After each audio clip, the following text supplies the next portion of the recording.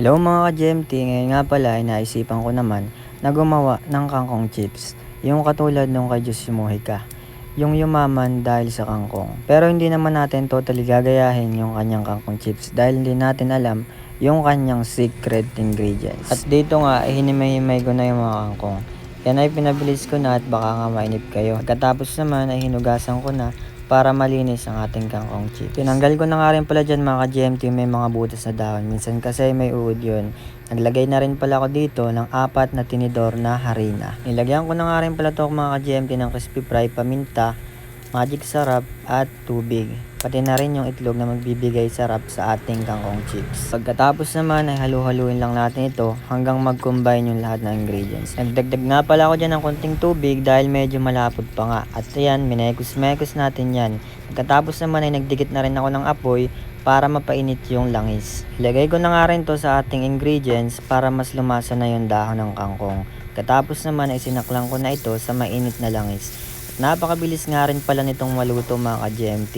Pagkabaligtad ko nga pala ay luto na agad yung kabila. At habang niluluto ko nga yan mga ka-GMT ay tingin ko pa nga lang ay napakasarap na. Self-support muna tayo mga ka-GMT. Support local, ika nga nila. At pagkatapos naman ay sinunod ko na rin itong ahonin dahil nga luto na. Sa sobrang nipis nga pala ng dahon nito mga ka-GMT ay talagang napakabilis itong lutuin. Sinama ko na rin dyan yung mga sanga at sa tingin ko nga ay masarap din to. Napakabilis ding maluto ng mga sanga mga ka-GMT. Kita nyo naman at sunod-sunod ang aking paglalagay dyan sa kawali. Napaso pa nga ako diyan dahil napakainit ng langis. At kahit nga anong ingat natin dyan mga ka-GMT ay hinahabol pa rin tayo ng langis. Parang ikaw lang habol ng habol sa kanya kahit ayaw na. Katapos naman na inahon ko na nga rin dyan yung huling salang ng kangkong chips. At dahil nga mainani na rin kaming pako, tinesting ko na rin itong try kung pwede ba ang pako chip. Testingin natin kung masarap din ba. Sa tingin ko naman mga ka-GMT ay pare-pares lang to ng lasa, pare-pares lamang naman itong dahon.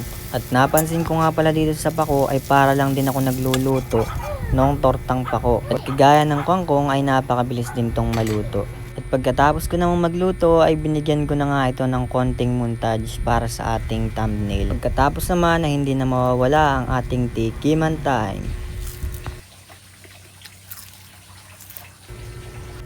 At hindi na nga pala ako dyan nakamake mga ka-GMT dahil yung lasa niya ay sobrang sarap. Kulang na nga lang dyan ay kanin dahil pwede na tong pang ulam.